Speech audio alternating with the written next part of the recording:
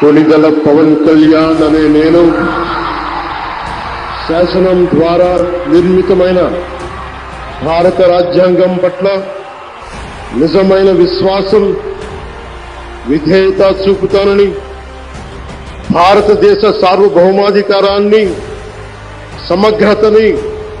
కాపాడుతానని ఆంధ్రప్రదేశ్ రాష్ట్ర మంత్రిగా నా కర్తవ్యాలను